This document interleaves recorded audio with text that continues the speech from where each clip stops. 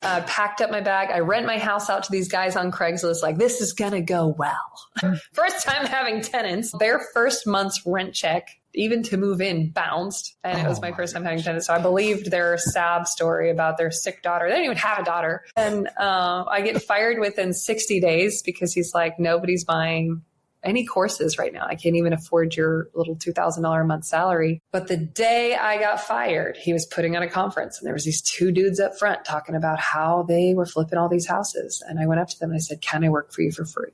And I didn't know how I was going to pay my bills and I didn't know where I was going to live. So I just moved into my car that day and I got to work for them for free. And so for the next 9 months on and off, I was living in my car.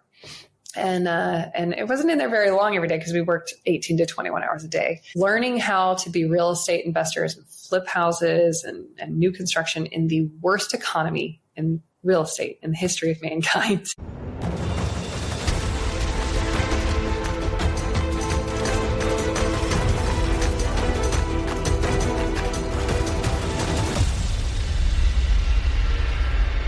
Hey guys, welcome back to this week's edition of Game of Crimes with Murph in the Morning. Folks, thank you so much for coming back every week. I couldn't do any of this without you. I appreciate your support. If you haven't seen us on YouTube yet, do me a favor, go over there, type in Game of Crimes podcast in the search bar, hit the subscribe button, watch some episodes, hit the like button, and send me your comments. Good comments only, please. No, you send me your comments. That's good. But I am honored to have a special guest. And I kind of say that every week. But today's is a little bit different. If you've been watching Game of Crimes for quite some time, you remember I had a husband-wife back-to-back episodes with Seth and Jenna Griffith some time ago. That was actually episodes 144 and 145 in May of 2024. During that time, we learned about where they're working and what they're doing to help their fellow man. And so that's kind of led to last week's guest, who was Jeremy Locke. And if you remember, he's associated with Aerial Recovery. You heard about all the great things they're doing. Well, we brought in Jeremy's boss. And let me tell you what, she is a breaker. And you know what I'm talking about. So this lady, let me just describe her before I introduce you to her, because I know you guys can't see her yet. She's a true entrepreneur. She's a humanitarian. She's a philanthropist. And believe me, I had to work on saying that word. Her company is called Aerial. It's been described as a social enterprise company that provides real estate development, media production, education, motivational speaking, disaster relief, nation development, and other nonprofit work. You ever heard me say about that about anybody else that's been on this show? No, you haven't. And in 2016, Aerial was listed by Forbes and Fortune as the 6th fastest growing woman-owned, woman-led company in the world. So I just told you it's Jeremy's boss. So you kind of figured out who this woman is, right? That same year, Fortune also listed Aerial as the 3rd fastest growing inner city company in the entire United States. Just wait till you hear. I mean, we're talking about a real entrepreneur here, because this is a young lady. When I say young lady, this is a young lady. She's younger than my children.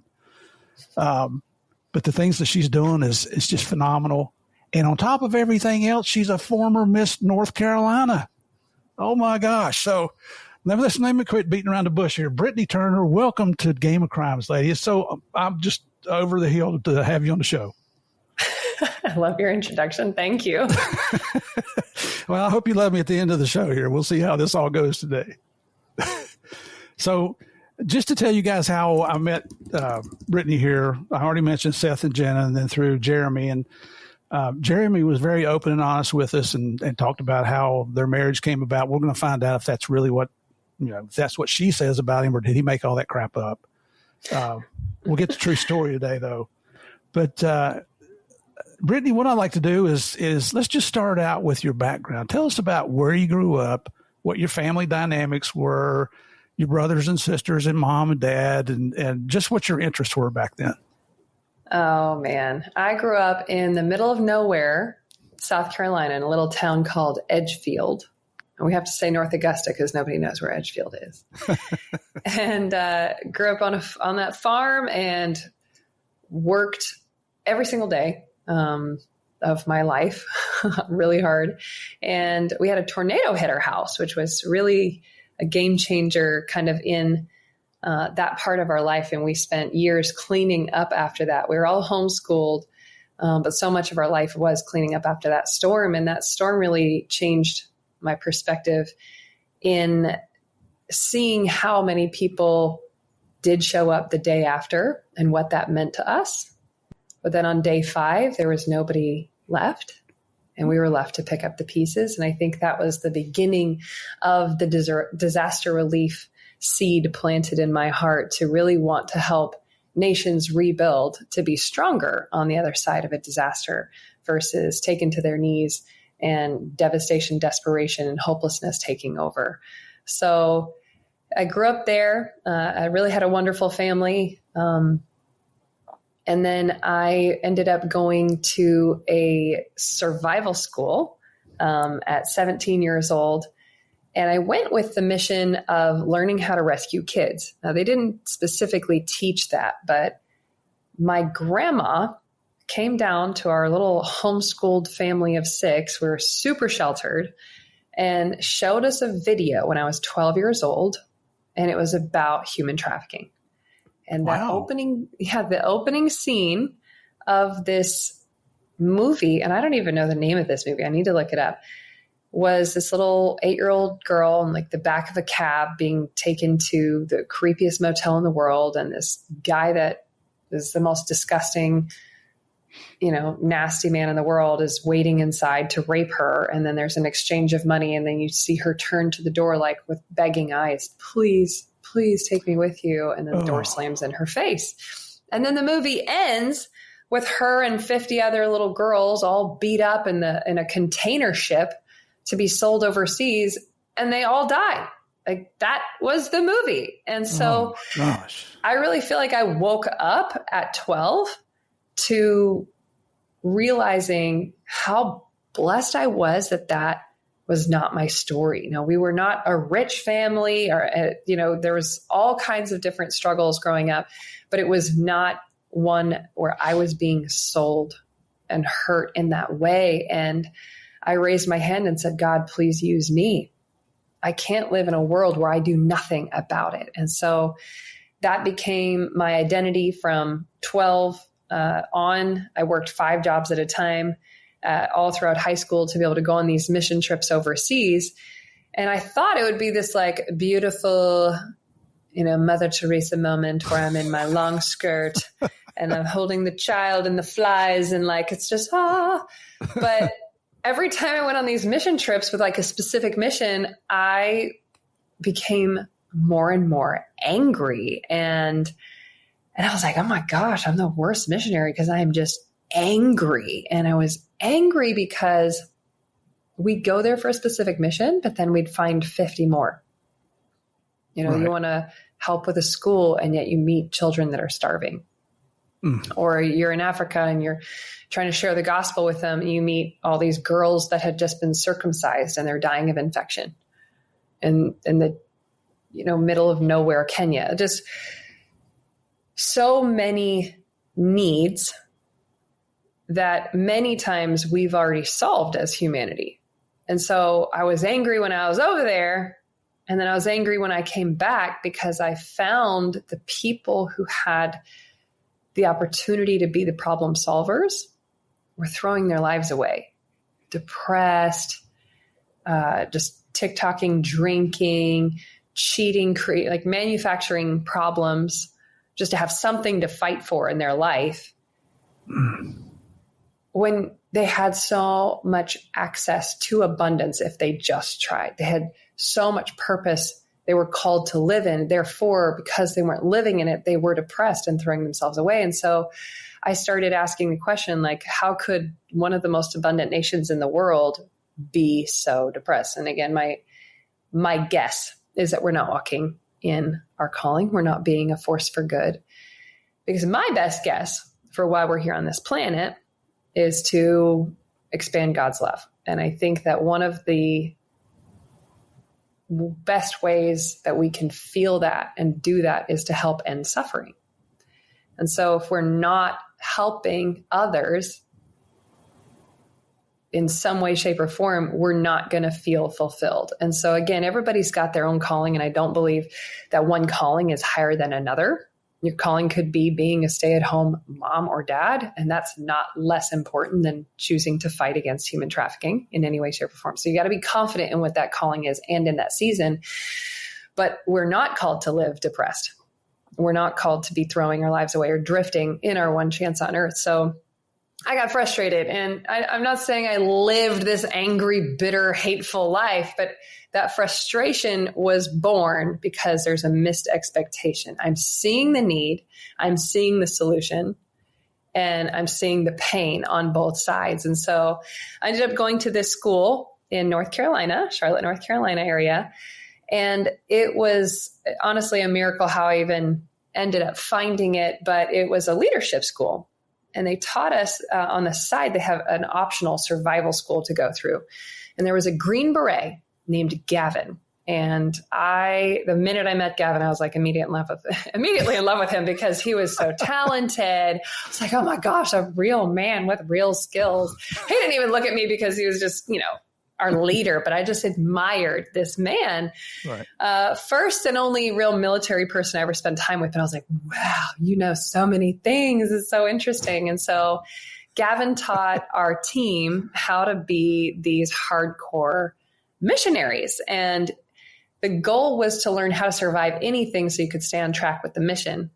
And I had no idea at that point what important business training that would be. So they put us through hell every single week. And at the end of that year, they did a culmination exercise. And that culmination exercise was in Costa Rica.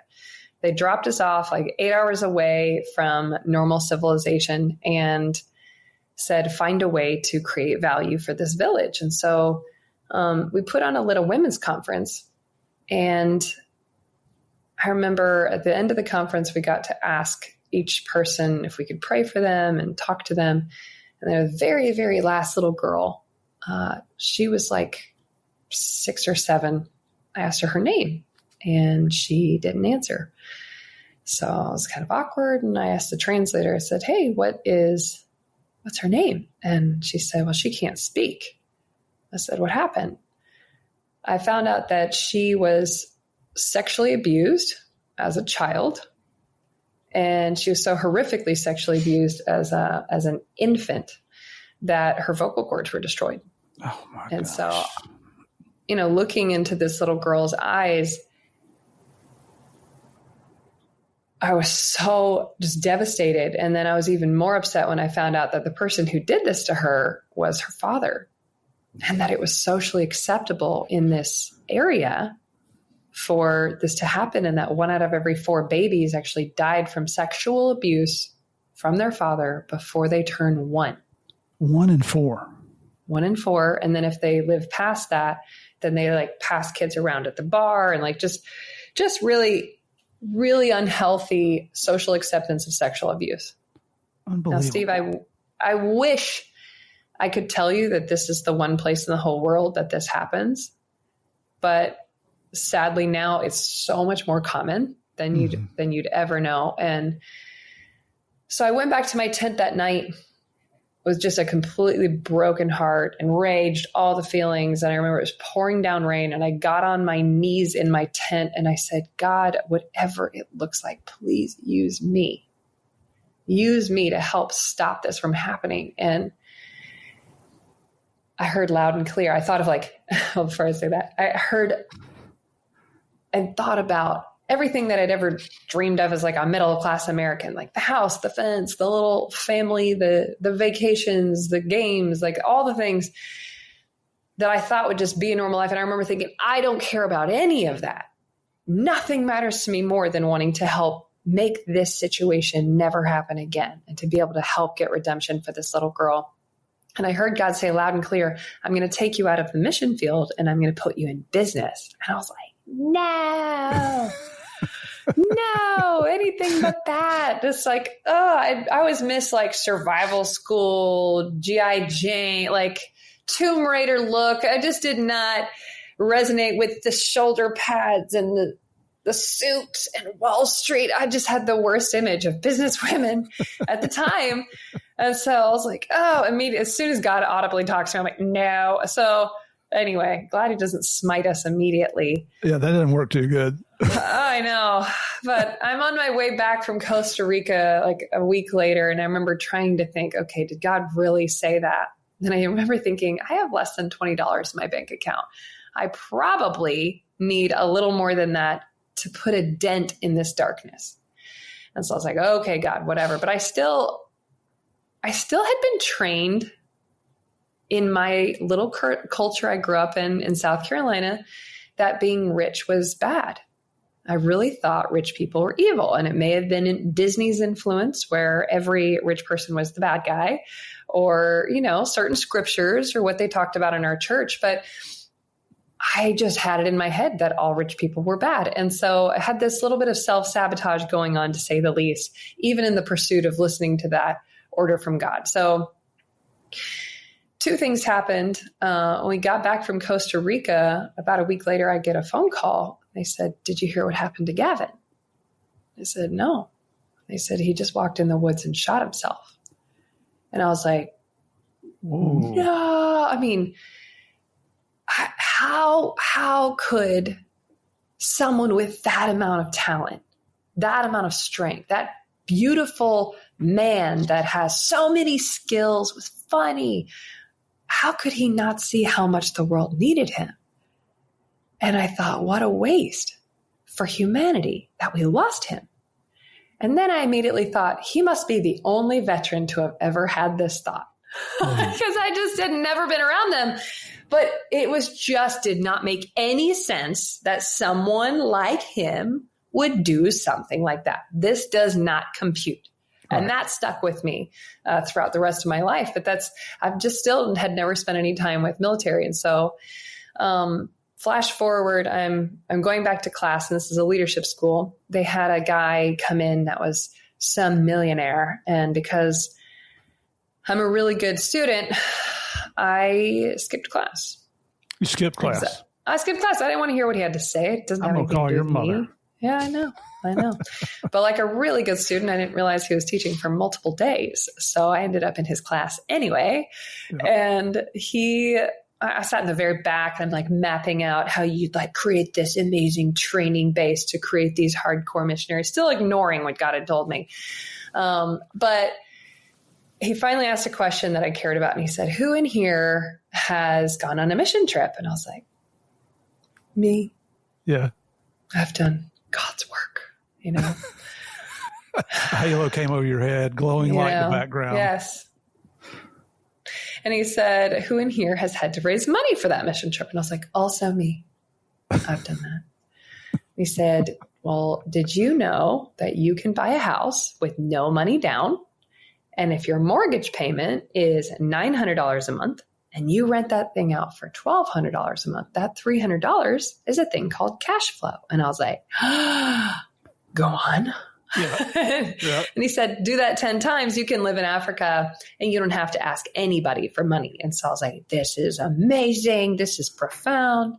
And so at 18, I went to one of my other special forces leaders. That's the name of that survival school. And they said, well, how do you buy a house? And he talked for like 3 hours about adjustable rate mortgages. And I finally just wrote the note like, note to self, don't buy a house. It's too complicated. But I ended up having to make a decision in a week. Do I join the Army, which I'd met with the recruiter 4 times, or do I buy this house? It's a big pivotal moment in my life because I always really resonated with just that military world after I was introduced to it. And I ended up buying that house. And in the process of buying it, I heard about this thing called flipping houses. I had never heard of before. We didn't have TV growing up, and I think it was kind of a new concept back then. But you buy a crappy house, cool, put a lot of work into it. I'm a hard worker, and you can make $10,000 once you fix it up. And I was like, this is madness money. This is insane. And I had this flash forward of, having some compound in Haiti and rescuing some kid off the streets and bringing it back and like trying to buy the medicine for it. But the donor hadn't sent their money for the month because they were out yachting. They were late. And then the kid dies. This is a dream. And And I literally said, screw that. I'm going to make my own money so nobody can ever cut me off. And I want your listeners to hear that. This is a little 18-year-old Britnie realizing that we have access in a way so many other countries don't, to be able to create wealth and abundance, to live in an overflow state, to be God's hands and feet.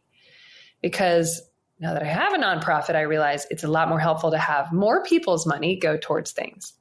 But if it came down to it and we got cut off, we could still continue this work just with what I've been able to create. And so for your notes, listeners, may no one ever be able to cap your calling or cut you off. Because if you're listening to this, you are more than capable and able to be able to create a life of abundance, to be able to overflow, be a blessing in the lives of people who really need it. And so that was where I dug my feet in and said, I guess I'm going to learn how to flip houses. And so I bought this house at a really good time. So at the very end of 2007, when I decided to let go of all my other scholarships and go all in on real estate investing. I don't know if you remember what happened in 2008, Steve. I do. Unfortunately, I do. Oh, man. So I tell my family I'm not going to college. And this was before that was okay. And so let them know I'm not going to college because I studied for weeks and researched for weeks and tried to find any college that taught you how to be a real estate investor. And they don't teach you. So I figured, why do something if they don't teach you what you need to learn? I got to find another way to learn. This is the homeschooler in me. Got to teach yourself. And so I start calling the We Buy Houses signs, like, how can I work for you for free so I can learn the business? And they're like, get out of the market now. I'm like, why? They're like, they didn't tell me. They just hung up. And I didn't know, because I don't watch TV, that there is a global economic meltdown going on. I just thought I was a failure for about 3 years. So everything I touched failed. Everything. I mean, trying to be a loan officer, trying to just help people get out of debt. It was just in the pursuit of learning how to be a dang house flipper. Nothing worked. So I ended up working at the Cheesecake Factory just to pay the minimums on my credit cards and be able to survive, because waiting on loans to close and get a commission as a loan officer was like not one loan closed that whole year. It was just terrible. Jeez. So I'm surviving on this. And I remember one night at the end of a double shift where I needed to make $350 in order to make the minimum on my mortgage payment, because I have this house now. And I said, God, I give you all the glory. You're going to show up for me. I had made $7 in a 9-hour shift. Like, it was the worst shift of all time. And I was like, I just got up to a table and they left me a nickel. I'm like, who even has these? Why did you leave anything? And I threw my hands up in the air and I said, God, why am I here? I'm smarter than this, because I had been studying every real estate book I could get my hands on 12 hours a day. And God said, because I want to bless you. And I was like, really? When? Holding my nickel. Yeah, like, really, God. And so that's what I had thrown my hands on my apron. And the whole thing just full of these real estate investing books. And I knew it all. I just didn't have access to an opportunity. And so right as he said that, I went over to the host and I said, please send me home. And he argued with me for a minute. And he said, I can go, right when these two guys and a girl walked in. And I said, please give me that table. Argued with him some further. I said, I don't care if I'm here for 5 more hours and I just make $5. I need that table. And so he did give it to me. And I was present enough. I didn't get lost in my own sob story. I was present enough to see on the guy sitting farthest away from me in the booth, wedding ring finger, it had the logo of a house. And it said the Millionaires Club on the side. And I said, are you real estate investors? And they said, why, yes, we are. I said, I'm going to be a real estate investor someday. And he's like, okay, sweetie, you probably read Cosmo Girl magazine. And I said, actually, I read the Success magazine. And he said, oh, well, you're probably listening to Hanson on CD in your car. Y'all remember Hanson? No. Bop. Okay, well, somebody listening to this is going to remember Hanson. And I said, actually, I'm listening to Think and Grow Rich, the audiobook. And so he kept challenging me with what I now realize are pretty sexist questions, but it didn't bother me at the time. I just wanted to be in the room with people who were doing what I wanted to learn, because this little girl haunted me. haunted me. I wanted to quit a million times and just go live a basic life, but I knew I had to find a way to get past myself and my problems to be able to make a difference for her. Every time I closed my eyes and wanted to quit, which was hourly, I saw her eyes and the brokenness in her eyes, knowing that she was just somebody's sex object. She was not loved. She was not protected. She had so much unworthiness and guilt and shame planted in her soul by something she couldn't control. And I knew if all I did in my whole life was help her, it would be a worthy life. And so I kept going. Well, anyway, after asking me these questions, they said, well, we put on conferences for people to learn real estate investing, and we'd love to have you out. And so I went out there. I honestly really kind of got invited just because I was Miss North Carolina at the time, but that is its own side story. And so I went out there as like a celebrity type person. And I found a way to serve. I'm trying not to tell the longest story in the whole world, but it's just a crazy chain of events, of miracles, and being present and asking for that breakthrough, even when I'm feeling really down. I'm in a room full of people spending $75,000 on watches, and I, didn't have money to fill up my car. And when I say give first, find a way to be a blessing, even if you're in survival mode. How can you be a blessing to others? And it will come back to you, probably not through the people you're even taking the time to bless, but giving first. So I knew there was power in proximity as well. And so I asked one of the speakers, like, can I take you to lunch? I just want to ask you some questions about real estate investing. Well, this person, and I was like, I'll buy. They invited 12 people. And I remember oh my gosh, the minimum, I only had $100 left on my credit card. So I'm trying not to stress out the whole time that I'm buying this lunch, and happened to be present enough to hear the guy at the end of the table say, I've got all these deals stacking up on my desk. If only I had someone I could teach how to be a real estate investor and project manager, I could be selling my courses all over the world. This is like what I need an assistant for. And I was like, I'll be your assistant. And through a long story, I ended up working for him. He said, well, you got to move this place called Nashville in 2 weeks. So that's how I ended up in Nashville.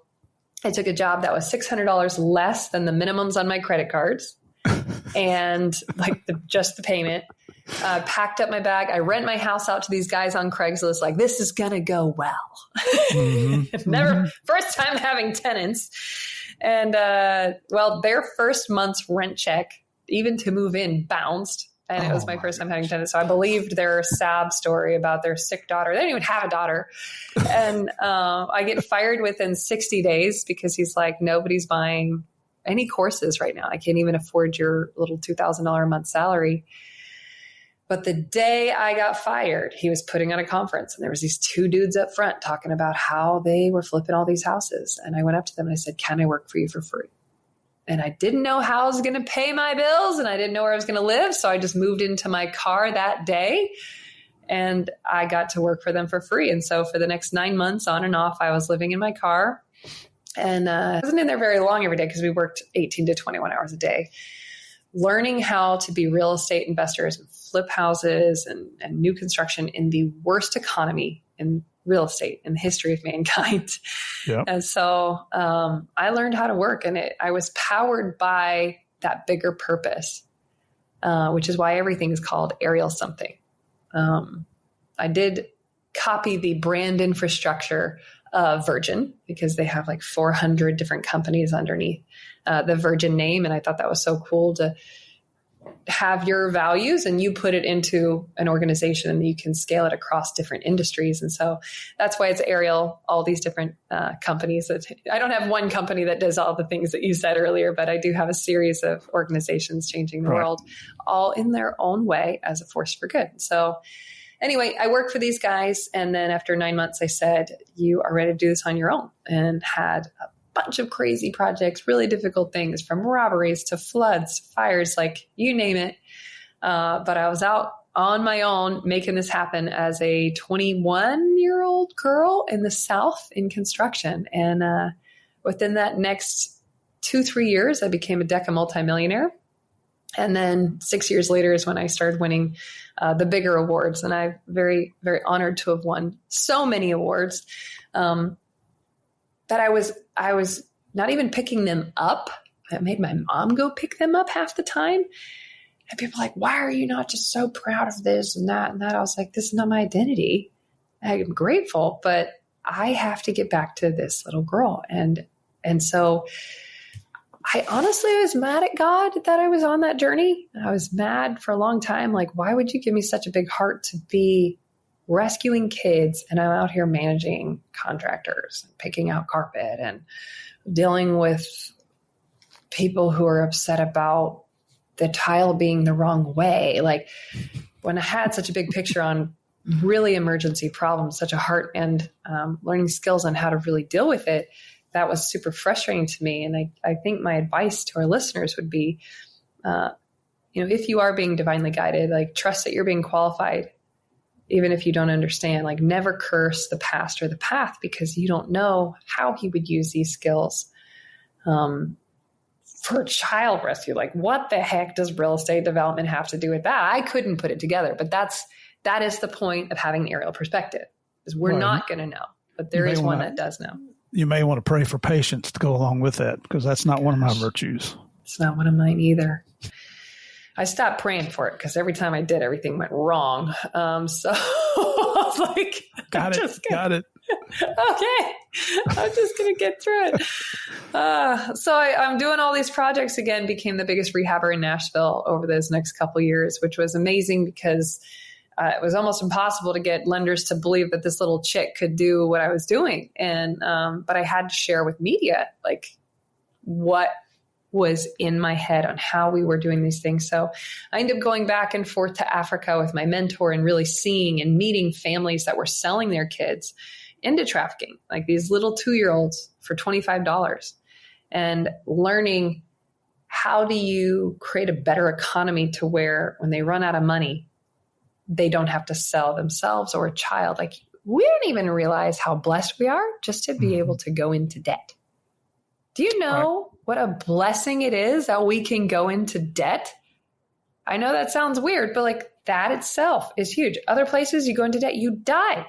Yep. It's over. And so I kept working, and I shifted my approach from just trying to make money so I'd have the abundance and the wealth and the influence to being able to do this stuff to, after going back and forth to Africa, how do you really shift a nation by bringing in better opportunities than those of super impoverished regions and the desperation that they're facing? And so I started buying up the worst parts of town, Murder Acre, Stab City. Like, you wouldn't want to walk around there. But I've always had this really tough side of me that I can hang. And I lost my leadership team like 3 different times. They're like, this is not how you make money, Britnie. And I was like, well, we're not just trying to make money. We're trying to change the world. We have to stop kids from being trafficked. And they're like, you are crazy. And so I would probably think the same thing. Yeah, they didn't understand. I'm like, I'm not just working to work. I'm working to learn. Yes. And for the young people listening to this that are just starting out, I really highly recommend find places that you can work to learn, not just to earn. Because me putting in that time for free for 9 months, people always ask, like, you're not mad that you made them over $400,000 and they never paid you? I'm like, not at all. I would never be anywhere. They're the first people to believe in me ever. So anyway, I started seeing how could I shift similar areas in my own backyard, similar being high crime, low opportunity, areas people didn't want to go to or believe in, low jobs, not great education, and again, high crime. And so those were the common denominator. How would I start practicing really mindfully revitalizing those areas to bring in opportunity and to raise those up? So I practiced that in my own backyard of America. So I started in Nashville, and I started going in the southern states of the United States. And I practiced on more and more complicated neighborhoods. Again, could not keep a leadership team because they just kept saying, you're insane. There's literally people stabbing each other in the parking lot right in front of us as we're going to assess the property, Britnie. And I was like, it's perfect, Did you have the police with you? No. And I don't even carry. I just was like, it's amazing. We can get this done. But I don't know if it's like faith or delusion, but they're in the same family. So I did it. I started revitalizing harder and harder areas so that I could eventually get back to Africa and make it to where parents aren't selling their kids. And so I finally got really good at it and started, again, winning all these awards, and all the land I bought up started being worth a lot more because of what I was able to envision and the amazing things I was able to bring to different communities. And there is a difference between gentrification and mindful revitalization. There's a big difference. I don't need to get into it for the haters, but you can spend some time thinking about that, people. And so I said, God, I have nailed it. There is not a place I can't turn around. Steve, I'm not good at many things. I'm good at like 3 things. I can change any area.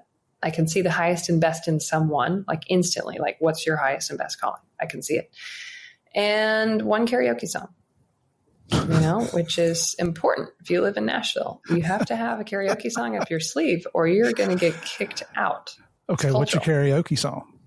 I Will Always Love You by Whitney Houston. We're not going to ask you to sing it, but maybe at the gala this year. Yes. Well, it's better with one sponsored margarita, much better, but yes, those are my skills. And so I said, God, how do I go from doing this in my own backyard of America to Africa? And I heard him say loud and clear, start on islands. And I was like, what the heck does an island have to do with anything? And I didn't hear anything else. And so I started trying to put together the pieces of what I've learned in my life. Like, how would you get essentially the force for good people like you and me, people that live around us, to wake up to how powerful they are, how called they are, and how important it is that they activate into their purpose? Like, how would you wake people up so that you can solve the problems on the planet? So that was my idea.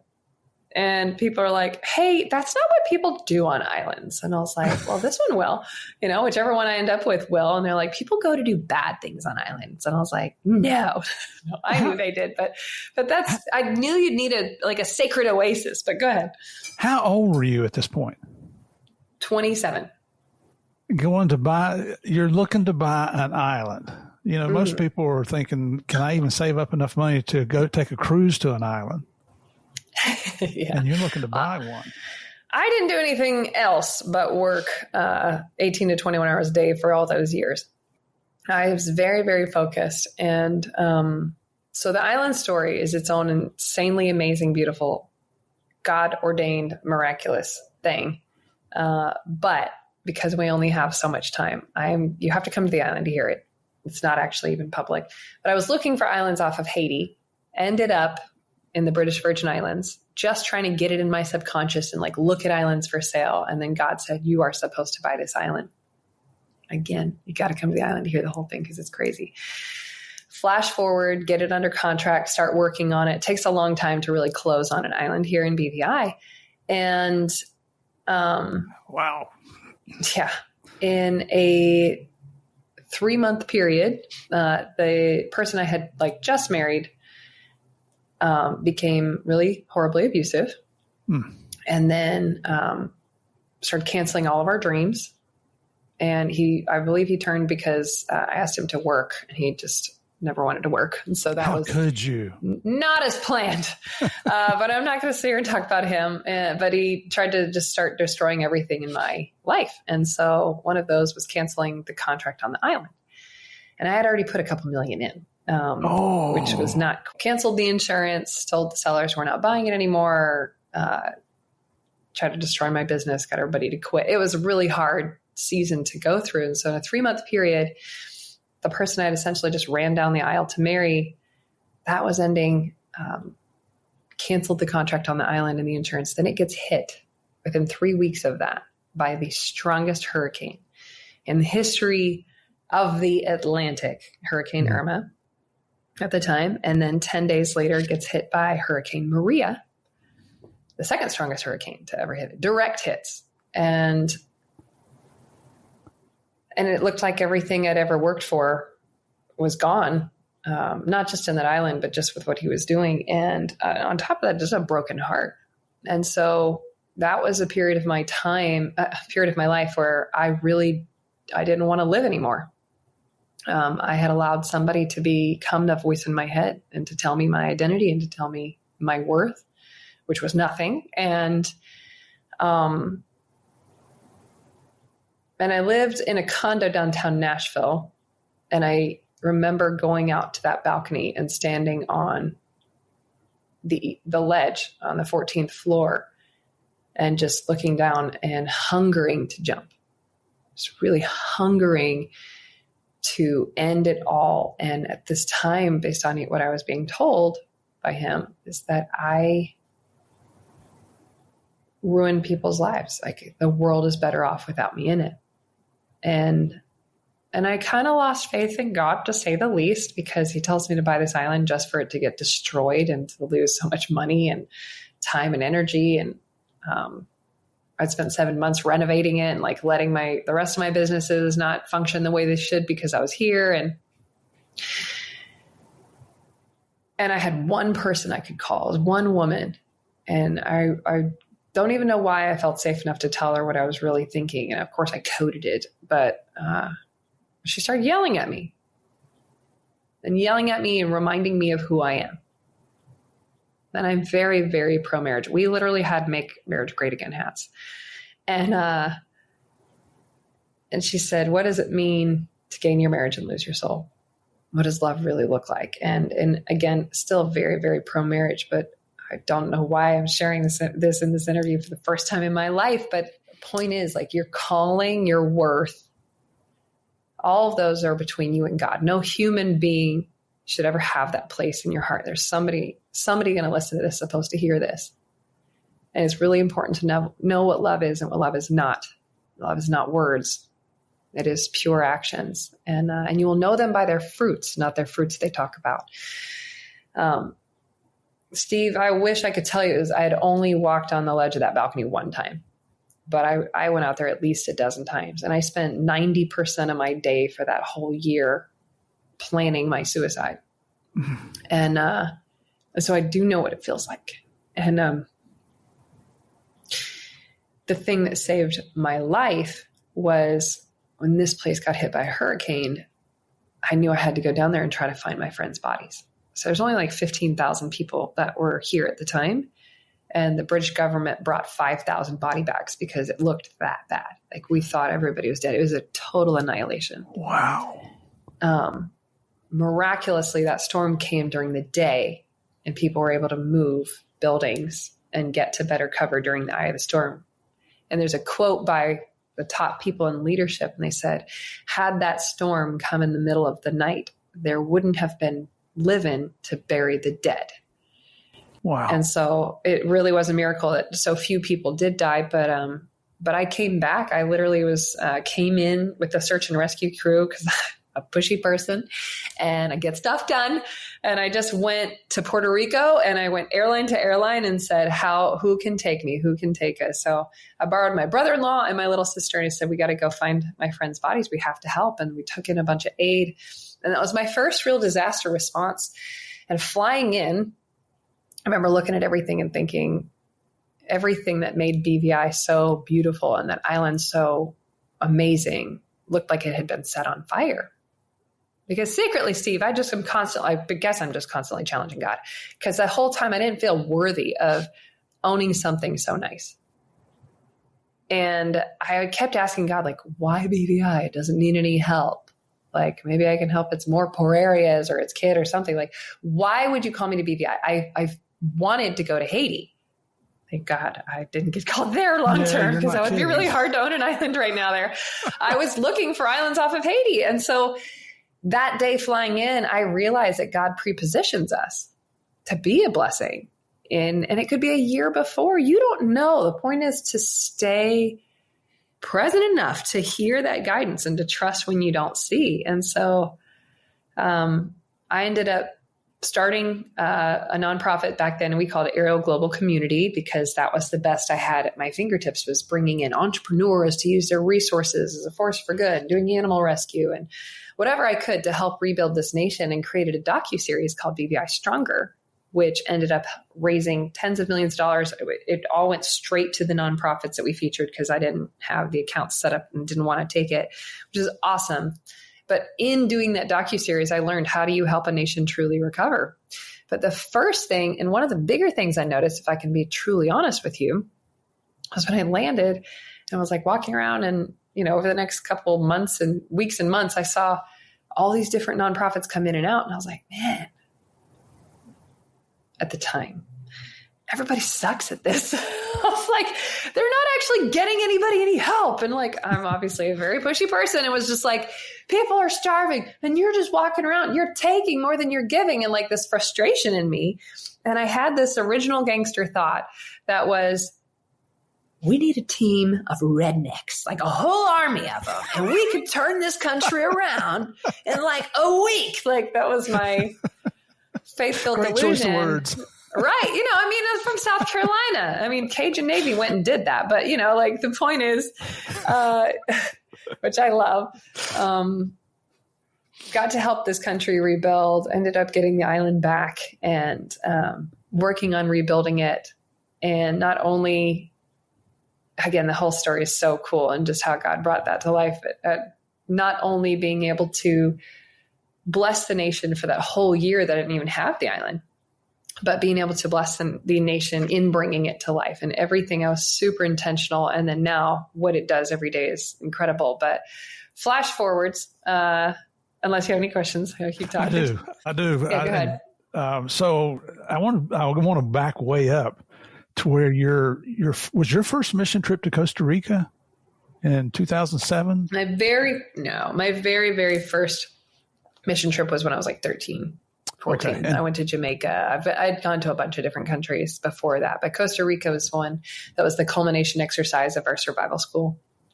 What was so you mentioned going to Africa, and I've never been there. I've been to Jamaica. I've been to most of the Caribbean islands. What was your first impression of what you saw? Was it similar to what you had in South Carolina? In Africa? Mm-hmm. No. There's so many incredibly beautiful places in Africa, and I have been corrected to make sure I state that to people, because it's not this just impoverished pile of, whatever you'd imagine from some of the things we've seen on TV. There really is some glorious, amazing places to go, and amazing animals and amazing people. But there are some really impoverished places with a lot of desperation, a lot of genocide, a lot of torture. Like there's places like that all over, but always felt very specifically called to Africa. I can't tell you why, except for God. It's just your calling is your own business, not mine to explain.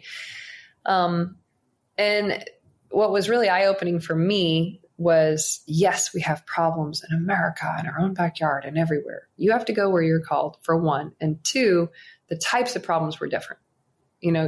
I was not waking up, going to high school and finding babies in trash cans on my way in the front doors. Like, that's not the types of problems that I had in high school. That was the problems that a lot of them were having in high school. Or if you had a child, you weren't allowed to go to college. Like there's just some really different, sad things going on. And like I said, a lot of these problems have been solved, from lack of clean water to the fact that in America, we've solved food in such a way that we have obesity as an issue. So there's just so much good that if we just expand that good, you can change so many people's lives. And what you just made a statement, you've got to go where you're called, because I'm guilty of this as well. I'm thinking, we're helping all these people in foreign countries. Why aren't we helping people here in the United States? Well, first of all, go, for our listeners, if you've never been outside the United States to a poverty-stricken area, I tell you what, if I was king for a year here in the United States, I'd make a law that everybody had to go to an impoverished country and live for a year. That'd be a good call. Just to make you appreciate what you got here. We are so spoiled. Yeah. But I used to think the same thing, is why aren't we helping people here? Well, most people here have the capability of helping themselves if they'll just get off their lazy butts and do it. But I love the fact that you just said you've got to go where you feel like God is leading you to go. Yes. And I wouldn't be telling, not that you're doing this, but some people are always like trying to say that, like, we have problems here. I was like, absolutely.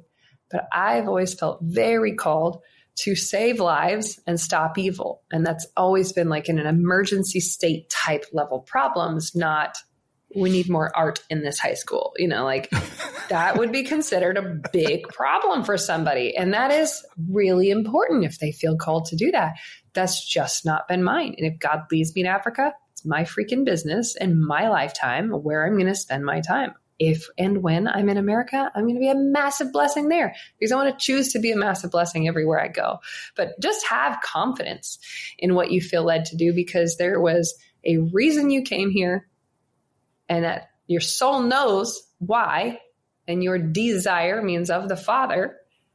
And you're only going to be living in a different level of peace and joy when you're living in that calling. And if it's in Haiti, great. If it's in your PTA, great. Right. Like just do the thing. So let's stop telling each other what to do. Well, and one thing I want to ask you about, you kind of skimmed over that Miss North Carolina thing. Why did you do that? And I mean, what was your talent? What year was this? There's 3 different pageant systems that are the big ones. There's actually a lot more than 3. So there's Miss USA, there's Miss America, and Miss United States. And USA is more like modeling. I'm summarizing. Don't hate me, ladies, if I'm not saying it perfectly. My goodness. USA is like modeling. People want to become actresses, like famous influencers now would be doing that one. That would be the biggest one. Miss America is the one with the talent. And Miss United States was the one with the cause. And obviously, I'm going to do the cause one. And so I grew up a super tomboy. You probably can't tell. But always into like rescue. The only thing I give it a crap about as a child, I would rescue every animal ever. I brought them home every week and my mom's like, no. But like I became a lifeguard the minute I could. I just cared about rescue. And so one day, I can't even remember why or where it was. God said, you need to do this pageant. And I was like, no. That means putting on a dress. I was so turned off by it, but I had learned to listen to God. And so I did. And then I won. And that was around, I think it was 2008. Yeah. And so I did it and I was like, this is weird. But my cause, instead of like breast cancer or animals, whatever, it was actually financial education, getting financial education into schools.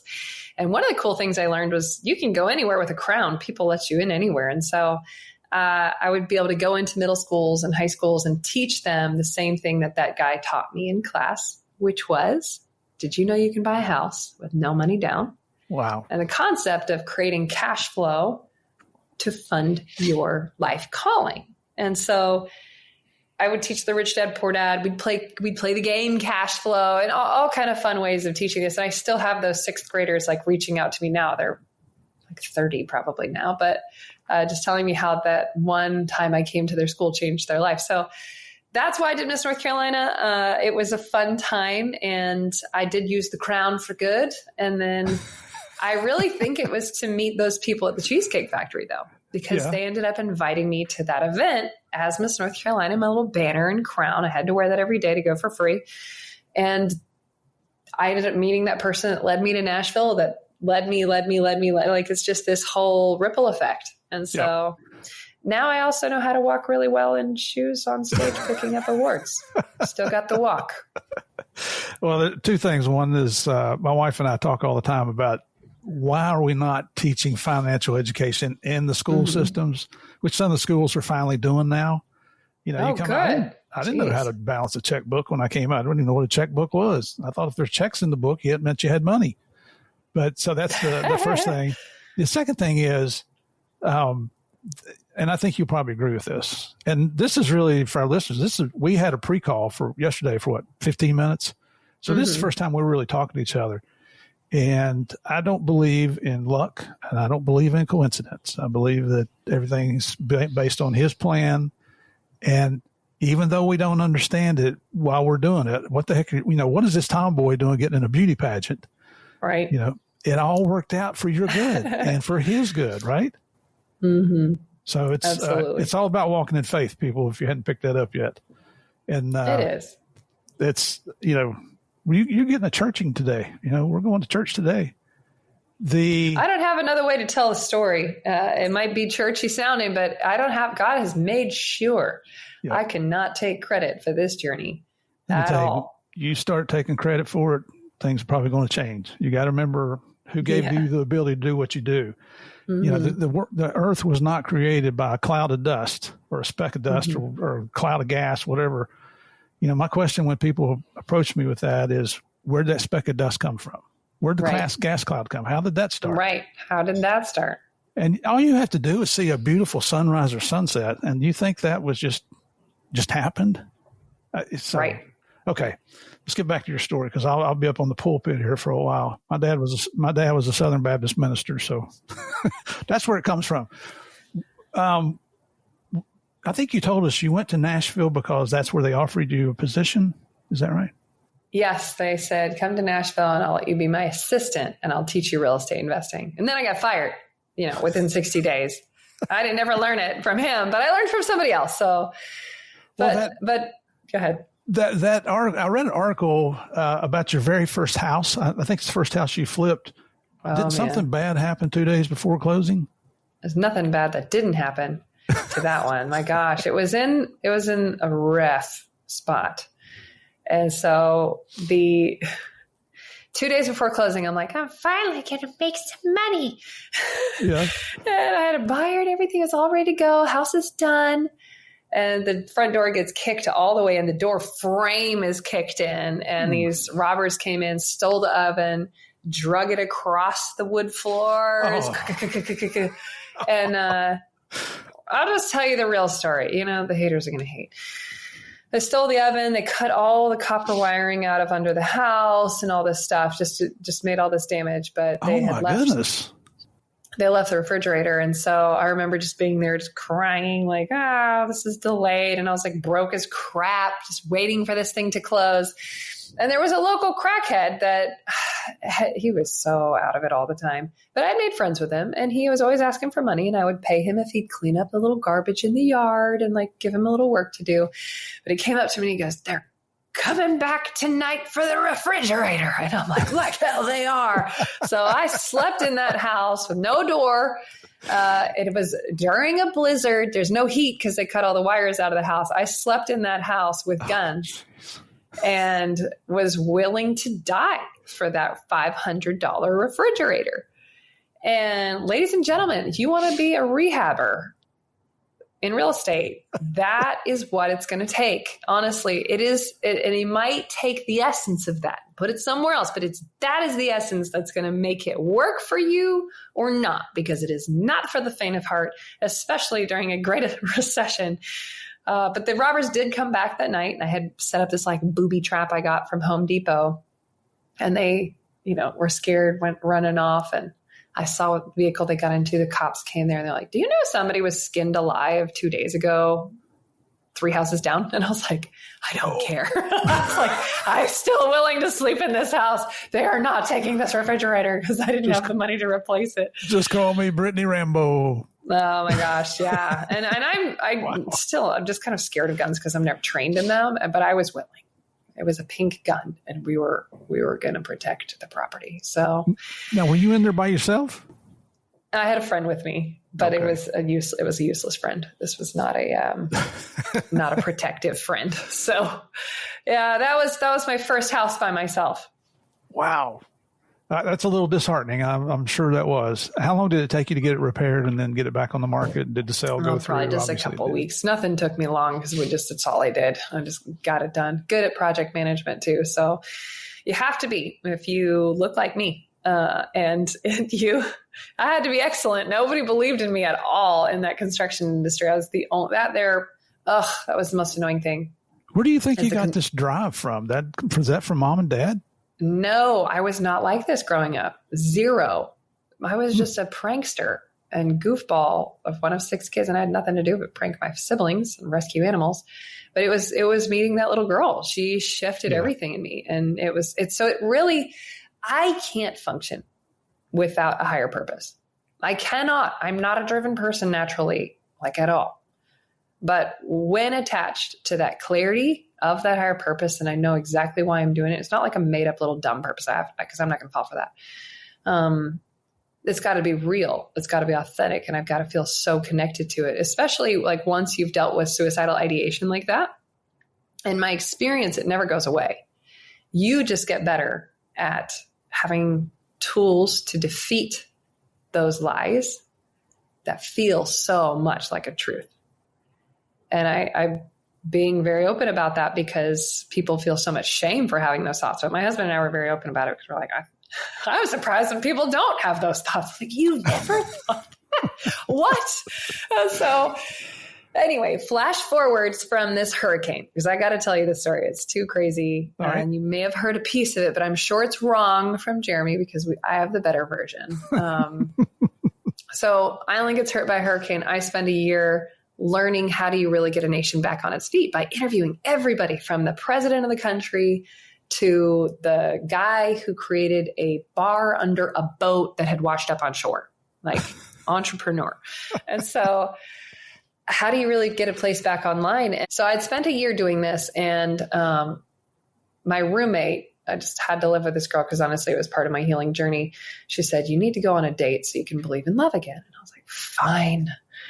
And so I found a guy who was my type enough, but just not serious. And he was so nice though. And so I was going down to, a couple months in, I knew he wasn't the one, but we were going down to visit his family in Alabama and Mississippi. Anyway, I'm on my way through the airport. He was already down there. And this girl walks up to me after I realized the flight is 2 hours delayed. And she said, are you Britnie Turner? I was like, yeah. And she said, oh my gosh, I'm a huge fan. Can I ask you some questions? And I was like, sure. So I end up spending the next 2 hours with her. But she had this guy walk up and she goes, this is my boyfriend, Austin. He's like, what are you doing going to the Delta? He ends up being friends with the guy I was dating, childhood friends. And then this guy rolls up in a wheelchair. And they said, this is our friend Jeremy Locke. He's a Green Beret. And I was like, oh, thank you for your service. And I was like, wounded warrior. and he's laughing the whole time. And he's like, thank you, ma'am. And so for the next 2 hours, I'm hanging out with her, answering her many questions about business, real estate, changing the world. And I'm just watching this guy to the corner of my eye, just roll around, hanging out with these old ladies, like his friends pushing him up a hill. And then at one point, he's trying to do this wheelie. And he was so bad at it. And I was like, oh, he still has heart. Oh my gosh. And so he's trying to be a warrior. And so we go to get on the plane. It's like a tiny retired jet. And I'm like, how's it going to make it up these stairs? And he gets out of the wheelchair. He gets wheeled all the way to the stairs to get on this like outdoor thing. And I was like, you can walk? And he said, yeah. And I was like, what? He said, yeah, we were just playing around. I was like, for 2 hours? So anyway, that was my first interaction. I go to get on the plane behind him, and there's only one open seat. It happened to be right in front of him. And so I was like, all right. So I'm sitting in front of him, and, I'm homeschooled. And so I was like, I'm never going to see this guy again. I'm going to ask him what I really think. And so I said, what are you doing? Why do you think you're on Earth? Was my first question to him. And he had a good answer. I can't remember it, but the next one was, why do you like doing what you do? Because he killed ISIS for a living. And he said, well, I like to make sure little girls don't get set on fire on their way to school. I was like, how? I said, wow, I bet it's really hard for you to date. And he said, what? Why would you say that? Why would you even say that? And I said, because you've seen things that actually matter. You probably don't have time or patience for dumb problems. And he just reached over and held my hands. And I was like, I can't hold my hands. I'm on my way to see a different boyfriend again. I knew this guy wasn't forever, but it was still like, And I said, you cannot hold my hands. And he said, I have to. And I was like, this the most romantic thing to ever happen to me. Did you read this in a book? I know. I let him hold my hands, and I was guilty and sweat all over him and felt so bad. But at the same time, it was so cute. So we go to get off the plane, and he asked me for my number. And I said no, because I wasn't single. And then he said, well, let me put my number in your phone. So puts his number in my phone, Jeremy Locke from Oregon. And I never text him. We leave, and I don't talk to this guy again. Long story short, my love language is physical touch with my person. And the guy I was dating just wouldn't hold my hand. I was like, hey, just so you know, it like means a lot to me. And then he started holding my hand less. And I was like, you know what? I don't care who you are. I am going to break up with you because, you know, I'm going to marry somebody who wants to hold my hand. And so break up with him. And I was like, for the first time in my life, I'm going to go on a rebound date. And I was like, who wants to hold my hand? I was like, that guy from the plane. I tell this funny story because I am so planned. I am so organized. I have like my entire life tried to back it down from my eulogy and like, what's the best way we can get in alignment with what God put in our heart. But it's so funny how weird of a story it is that God put me and Jeremy together, because it was the most unplanned, silly thing I've done in my life, was to go on a date with this Green Beret. And so I texted him, hi, it's that girl you inappropriately held hands with about 8 months ago. And he's like, no freaking way. Takes me, asked me on a date. And I am just messing with this guy. Like I told him my last name was Schlagenhammer, so he couldn't Google me. And like the minute before I walk up to him, I was like, oh, just so you know, I've gained 75 pounds since I've last seen you, in case you don't recognize me, but I wear it well. Like just messing with this dude. I'm not planning on seeing him again. But Britnie Schlagenhammer went on a date with this guy. And at the end of it, it was an atrocious date, because he just drank a lot and I not really ever drank before. And I was like, wow, I guess this is an Army thing. So maybe. Yeah, I didn't know. I spent my whole life working and not having time to have a downer in my system. I'd just fall asleep if I ever had a drink. So I just didn't do it. But I was like, that was really fun. I'm never going to see him again. And anyway, he kept asking me on dates. And then there was this one week I said, no, I can't go out with you. But he knew the way to my heart was Indian food.